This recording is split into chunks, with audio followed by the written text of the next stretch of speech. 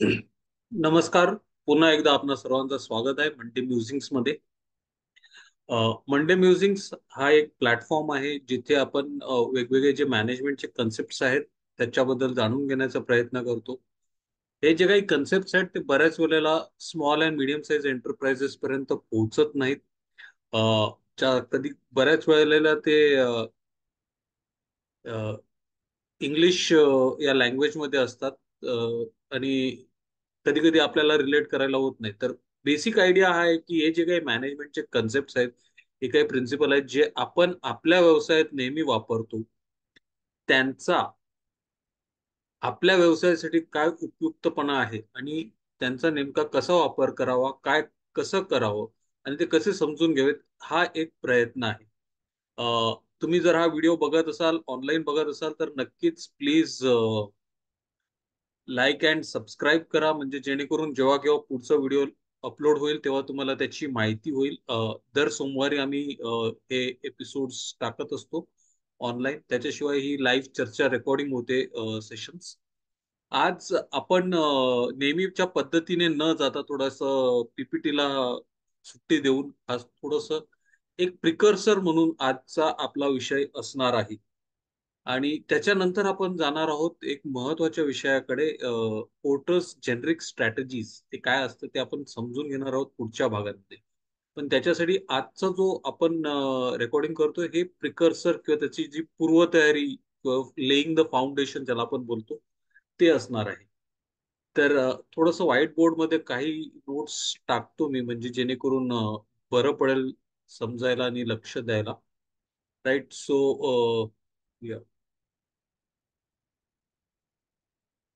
Okay. So सगळ्यात महत्वाच्या गोष्टी, प्रत्येक बिझनेसला आपण जेव्हा बघतो तेव्हा आपला बिझनेस नेमका काय आहे आणि कसा आहे, हे तर माझे प्रोडक्ट्स आणि सर्व्हिसेस वगैरे जे आहेत त्याच्याविषयी आपण बोलून ते सांगतो. पण त्याच्याही पलीकडे जाऊन दुसरा प्रकारे बिझनेसकडे पाहता येऊ शकतो.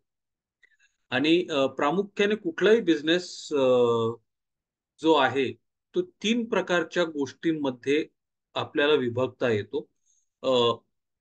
पोर्टरचं जर ऐकलं तर पोर्टर दोन प्रकारे सांगतो, पण तीन प्रकार आहेत. आपण ते बोलूया कुठले कुठले आहेत ते. Right. So I just first जो आहे तो आहे व्हॉल्यूम्स. म्हणजे माझा बिझनेस कसा आहे नेमका. आता तुम्ही कुठलाही बिझनेस करत असाल, right. You may be selling those, you may be selling matchstick, you may be selling food items, you may be selling website services, social media, digital media marketing, सगळं जे काय असेल ते. पण बिझनेस तीन प्रकारात मोडता येतो. पहिला आहे व्हॉल्यूम बिझनेस, दुसरा आहे व्हॅल्यू बिझनेस. आता इथे प्लीज अंडरस्टँड, व्हॅल्यू आपण म्हणजे व्हॅल्युएशनच्या हिशोबाने नाही, तर आपला बिझनेस कसा हटके आहे, थोडासा वेगळा कसा आहे, राईट, त्या हिशोबाने डिफरन्सिएशनच्या हिशोबाने आपण व्हॅल्यू बद्दल बोलत आहोत.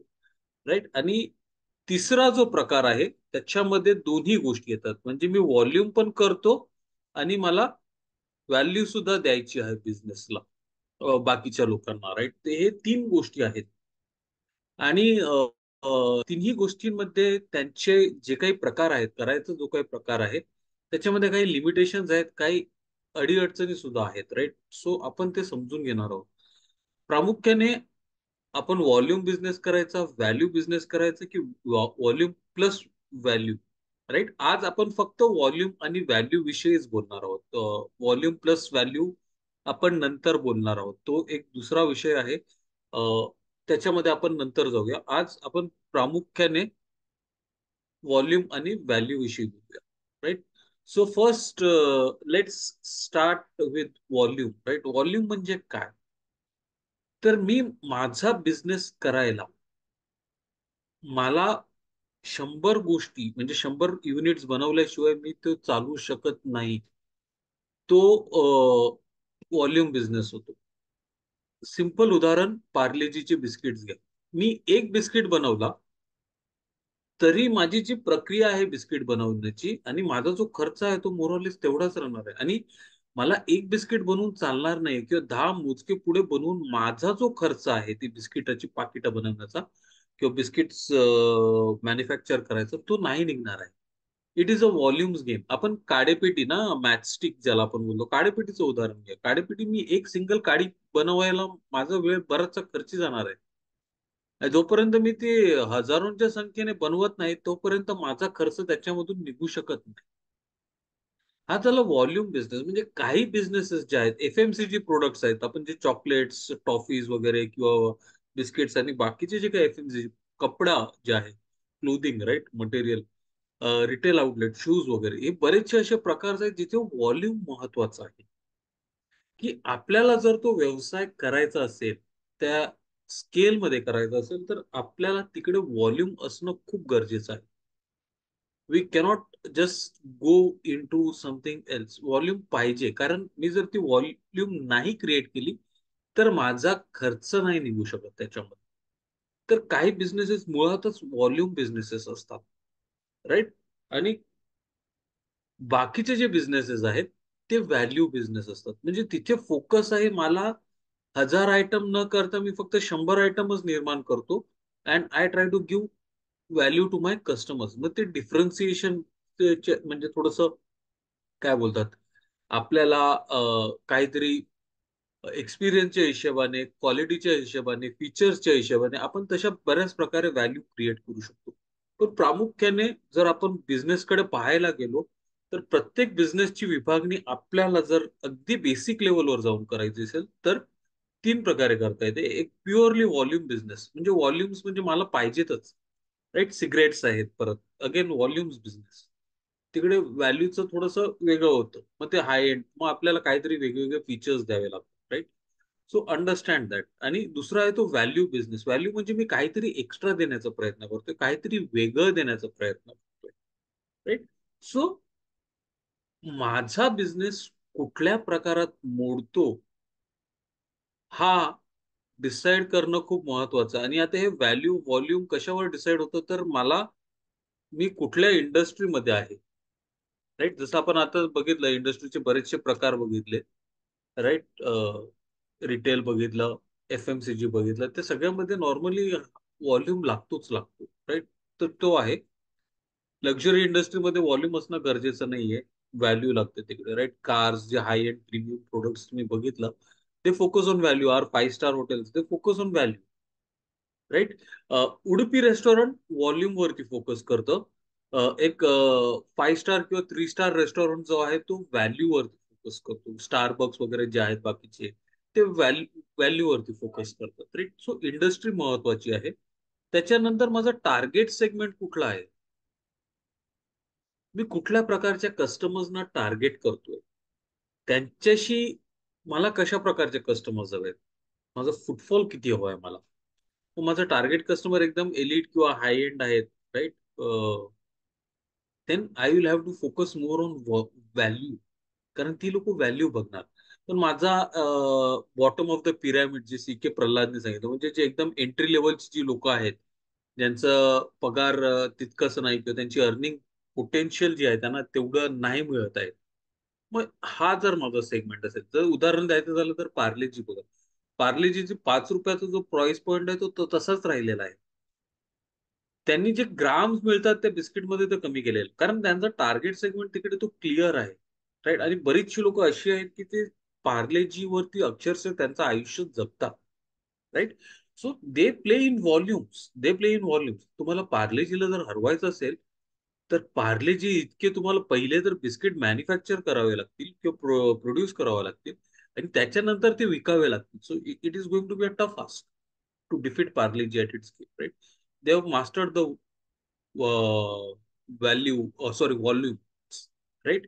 पण तोच जर तुम्ही हाय एंड लिमिटेड जे चोकोपाय, लुटो चोकोपाय असतात किंवा बाकीचे असे दुसरे काही प्रीमियम बिस्किट्स असतात, जे फीस्ट वगैरे, ते छोटे छोटे, they are not concern about everybody. They are wanting to give it to the people who are willing to pay a premium for that, right.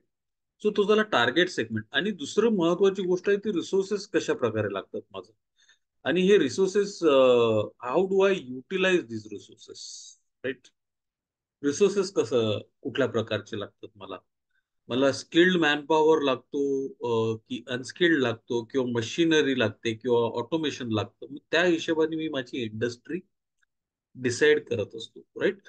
So these are basically या गोष्टींचे. आणि utilisation म्हणजे काय? तर मी ते हे रिसोर्सेस सगळे जे घेतो ते मी कशा प्रकारे वापरतो, मास प्रोडक्शनसाठी वापरतो, लिमिटेड प्रोडक्शनसाठी वापरतो किंवा काय, right? So we have to think either from a value perspective or from a volume perspective.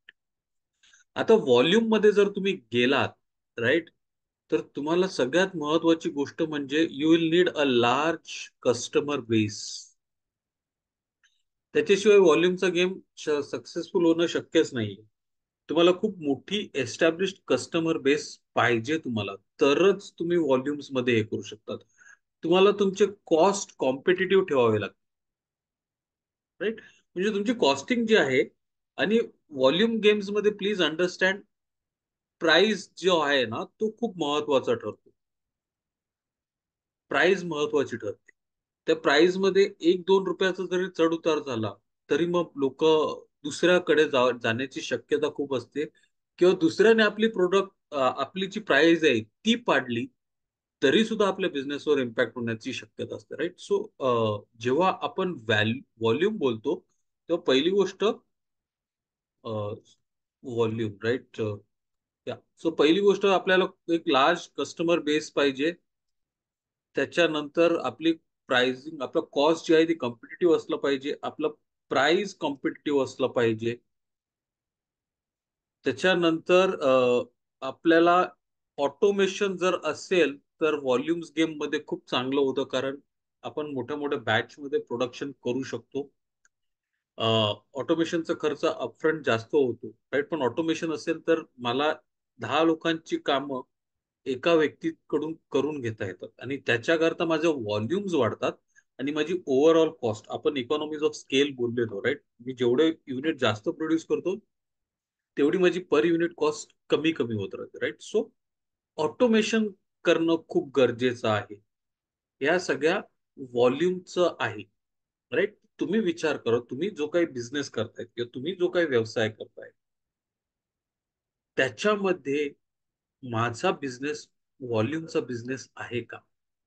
मग व्हॉल्यूमचा बिझनेस असेल तर मग माझी कॉस्ट कॉम्पिटिटिव्ह आहे का? माझे जे इनपुट आहेत, रॉ मटेरियल, ते मी कसे चांगल्या प्रकारे प्रोक्युअर करू शकतो आणि त्याची कॉस्ट कमी करू शकतो. माझा प्राइस जो मी विकतो बाहेर माझ्या कस्टमरला, तो कॉम्पिटिटिव्ह ठेवावा लागतं. मला ऑटोमेशन कुठे आणि कसं वापरता येईल, मला जेवढं व्हॉल्यूम्स बिझनेसमध्ये अजून एक महत्वाचं आहे, ऑटोमेशन जर करायचं असेल तर स्टँडर्डाइज असणं खूप गरजेचं आहे. आपला प्रोडक्ट स्टँडर्डाइज असणं गरजेचं आहे.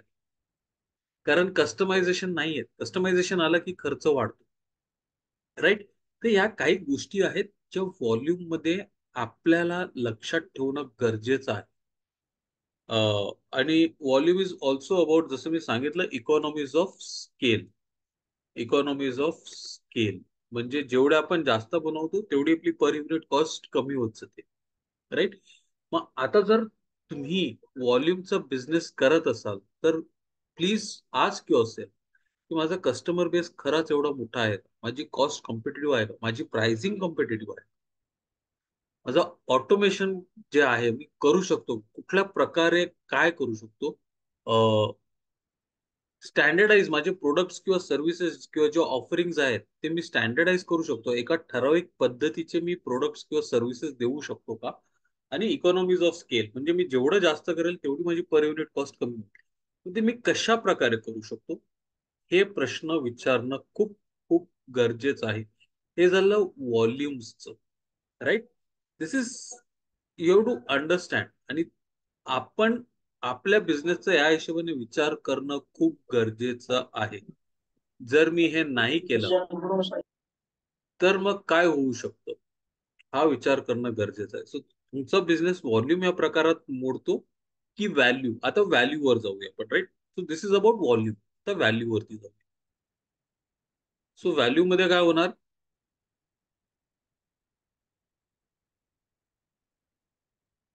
व्हॅल्यू मध्ये I can have limited customer base, right? Value मध्ये लिमिटेड कस्टमर बेस असू शकतो, पण प्लीज अंडरस्टँड, खूप महत्वाची गोष्ट आहे. आणि कधीही व्हॅल्यू मध्येही देताना, व्हॅल्यू देताना सुद्धा लक्षात ठेवा, की लिमिटेड कस्टमर बेस जरी असला तरी तो एवढा मोठा पाहिजे किंवा एवढा छोटा नसला पाहिजे की आपला खर्चच नाही निघत, राईट.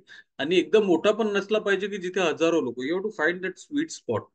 लिमिटेड कस्टमर बेस, पण आपला जो खर्च आहे, आपली जी कॉस्टिंग आहे आणि जो प्रॉफिट मार्जिन आहे तो त्याच्यातून बाहेर निघायला पाहिजे, right. So even if you have limited customer base, it should be big enough to generate profits and revenue. ही गोष्ट लक्षात ठेवा. अगदीच छोटा घेतला तर आपल्याला नाही होऊ शकत. आज काही तुम्ही जर हाय एंड लक्झरी कार्स आहेत जशी ॲस्टन मार्टिन आहे, right. Aston Martin is struggling to maintain its profitability.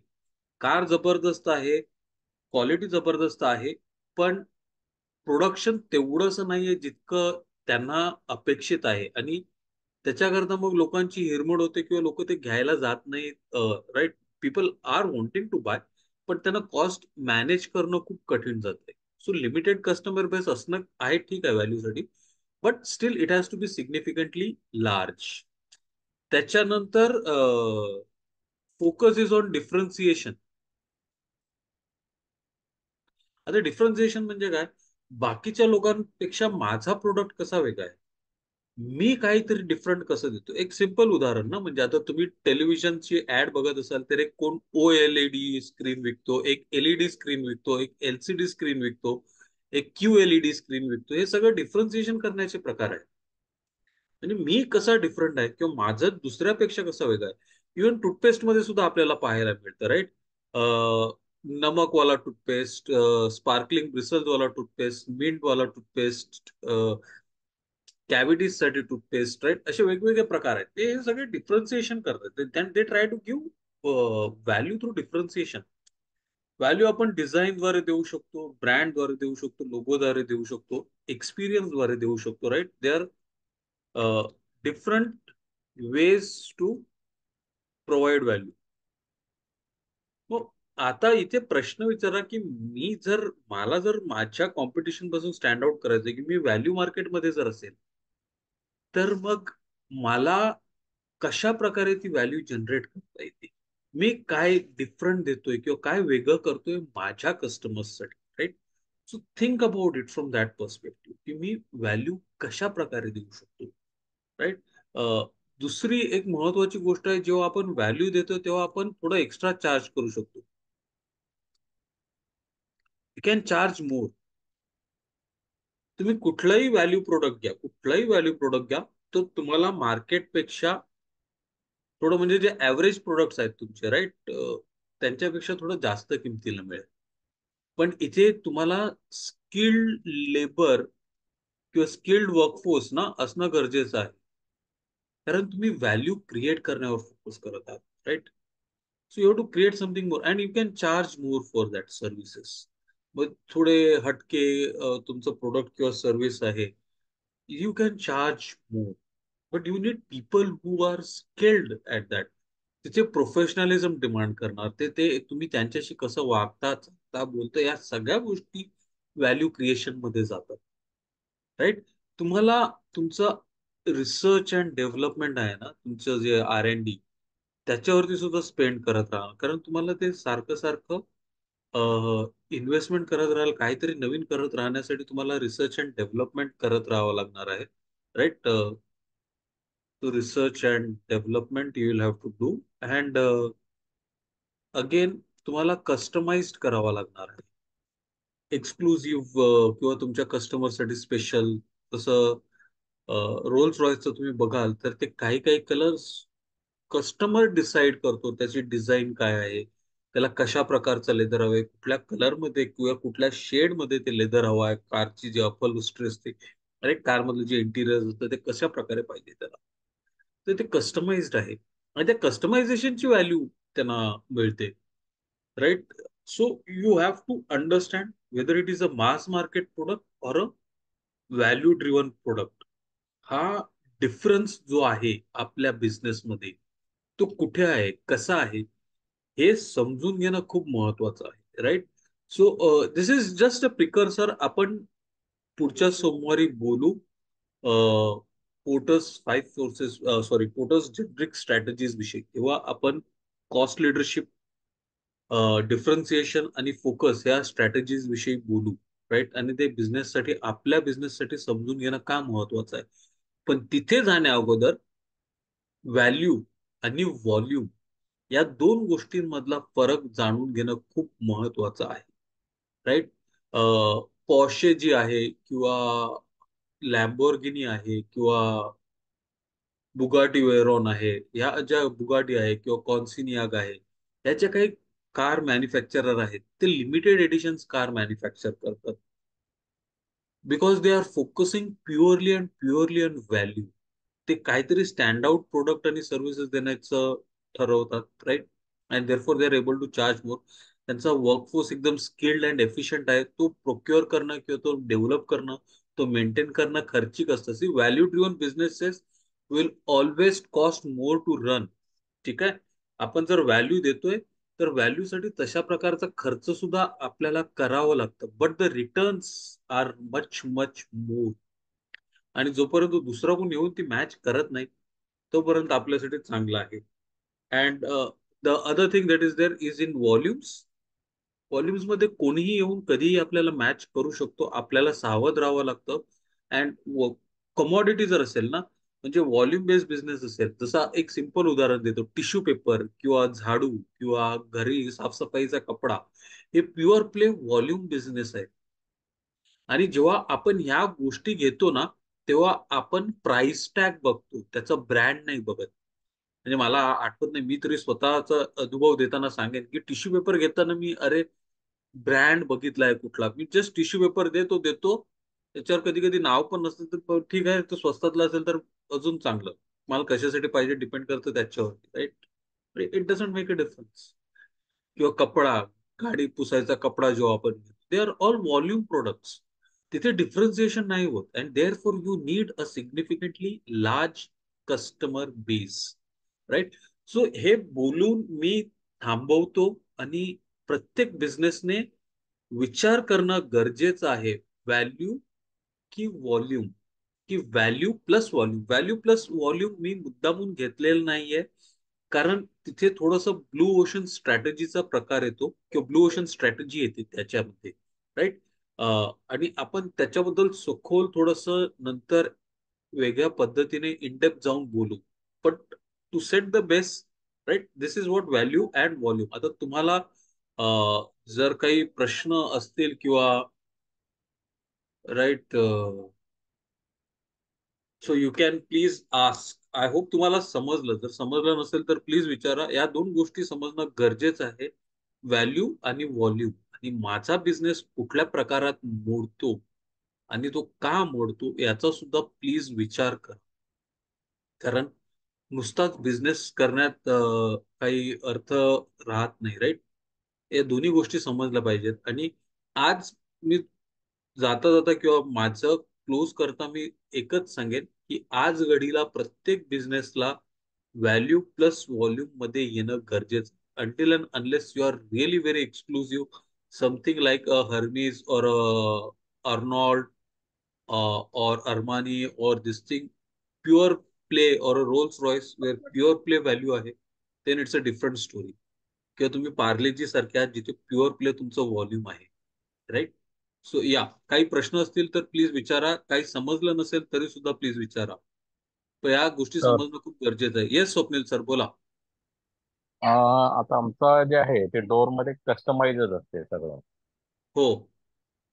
तर मला त्याच्यामध्ये अजून व्हॅल्यू ऍड करायची असेल तर काय केलं पाहिजे? तुम्हाला आता तुम्ही व्हॅल्यूचा, आपण जर तुम्ही आपलं याचा व्हॅल्यू प्रपोजिशनचा, आपली जो अगोदरचा आपला झालेला डिस्कशन, राईट, तो हम्म, तुम्ही बघा. पण व्हॅल्यू देताना तुम्ही आता तुम्ही डिझाईनच्या हिशोबाने देऊ शकता, हम्म, कस्टमायझेशनच्या हिशोबाने देऊ शकता, हम्म. क्वालिटी किंवा गॅरंटीच्या हिशोबाने देऊ शकता. तुम्ही ओके. एक्सपिरियन्स ना, म्हणजे डिलिव्हरी देताना तुम्ही कसं देता त्या हिशोबाने देऊ शकता. ओके. तुमच्या स्वतःचं ब्रँड, ते हे असे वेगवेगळे प्रकार आहेत. त्याच्यातलं तुमच्या कस्टमरला काय जास्त परवडणार आहे आणि त्याला ते ओके. कुठपर्यंत पोहोचेल, त्या हिशोबाने विचार करून मग तुम्ही ते डिफरन्सिएशन अधिक स्ट्रॉंग करू शकता. Okay. Okay. Okay. Okay. Thank you sir. या. अजून काही कोणाला प्रश्न? हे दोन concept please understand the value and the volume, कारण आपण याच्याविषयी पुढे बोलणार आहोत. पण हे जर तुम्हाला समजले ना, then we are in the game, right? Then we can go and talk about your business from a totally different perspective. कारण ह्या गोष्टी दैनंदिन आयुष्यात आपण आपल्या व्यवसायात करतो आणि आपण त्या हिशेबाने विचार करत नाही. राईट? हम्म. So that is the reason. Again, please go back and ask your self की माझा बिझनेस आहे तो व्हॉल्यूम बिझनेस आहे की व्हॅल्यू बिझनेस आहे. आणि जर मला व्हॅल्यू मधून व्हॅल्यू प्लस व्हॉल्यूम यायचं असेल तर काय करावं लागेल? आणि जर मला व्हॉल्यूम आहे तर व्हॉल्यूम प्लस व्हॅल्यू करायचं असेल तर काय करावं लागेल? आता आमचा व्हॉल्यूमचाच बिझनेस आहे ना. हो, हो. आमचं जे अजूनपर्यंत जे कसं आहे, कस्टमाइज असून सुद्धा व्हॉल्यूम आहे. तर बरोबर, त्याच्यामध्ये बरोबर. ती कस्टमायझेशनची व्हॅल्यू तेवढी मिळत नाही, अशी परिस्थिती आहे. हा, ते तुम्हाला जोपर्यंत स्टँडर्डाइज होणार नाही तोपर्यंत ती व्हॅल्यू येणं कठीण आहे. कारण मी जसं हा. सांगितलं ना, की जेव्हा आपण व्हॅल्यू बोलतो तेव्हा सुद्धा मला एक सिग्निफिकंट चंक ऑफ युजर्स पाहिजेत किंवा कस्टमर बेस पाहिजे, तरच बरोबर. ती मी काढू शकतो ना. आता आपण स्टारबक्सचं बोलला, तर स्टारबक्स मध्ये जाणारा एक टिपिकल वर्ग आहे, राईट? आणि तो एवढा हम्म. मोठा आहे की स्टारबक्सला रेव्हेन्यू आणि प्रॉफिट जनरेट दोन्ही करून देतो. बरोबर. ते असणं गरजेचं आहे. कस्टमाइज करताना कुठेतरी थोडंफार मोठं टॅप करता येईल किंवा काहीतरी थोडं कॉमन ठेवता येईल. ह्या गोष्टींकडे लक्ष दिलं तर कदाचित तुम्ही त्या हिशोबाने ते करू शकता. राईट? म्हणजे 60% किंवा 70% किंवा 40% तुम्हाला जर स्टँडर्डाइज करता आला कस्टमायझेशन प्रोसेस, हम्म. आणि 60% तुम्ही कस्टमाइज करून दिलं किंवा 50% तुमचं जे इनपुट किंवा जे हे आहेत ना ते तुम्ही स्टँडर्ड ठेवलं आणि बाकीचं 50% जर कस्टमाइज करून दिलं, तर कदाचित मग तुम्हाला ते थोडंफार कॉस्ट इफेक्टिव्ह होऊ शकतं. आणि that will be a very wonderful thing if you are able to do that.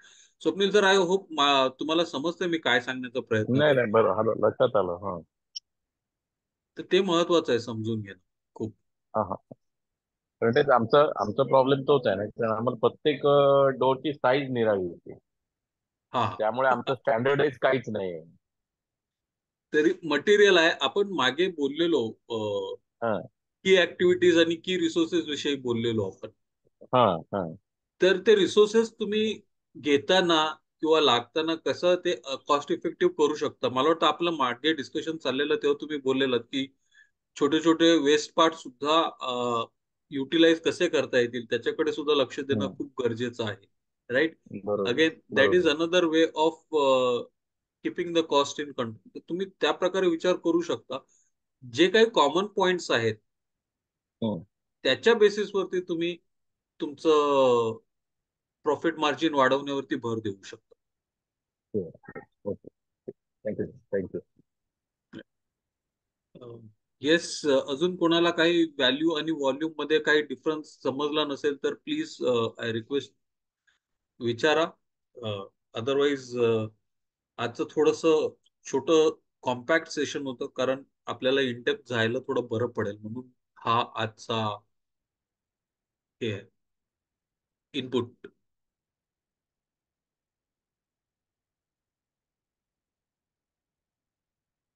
Right, okay. जर कोणाला काही प्रश्न नसतील तर दॅट्स इट फॉर टुडे.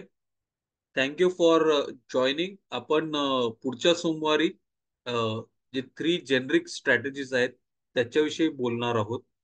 अ, मी ते सांगतो. Cost leadership, differentiation. Cost leadership मध्ये व्हॉल्यूम येतात, डिफरन्सिएशन मध्ये व्हॅल्यू येतं, आणि फोकस्ड कॉस्ट लिडरशिप आणि फोकस डिफरन्सिएशन हे असं आहे. आपण सगळे एकसाथ न घेता थोडस टप्प्याटप्प्याने जाण्याचा प्रयत्न करू, जेणेकरून समजायला आणि इम्प्लिमेंट करायला सगळ्यांना बरं पडेल, किंवा ऍटलीस्ट त्या हिशोबाने विचार करायला तरी सगळ्यांना बरं पडेल. Right? So until and unless you don't have any other questions, thank you very much for joining. पुन्हा भेटूया पुढच्या सोमवारी.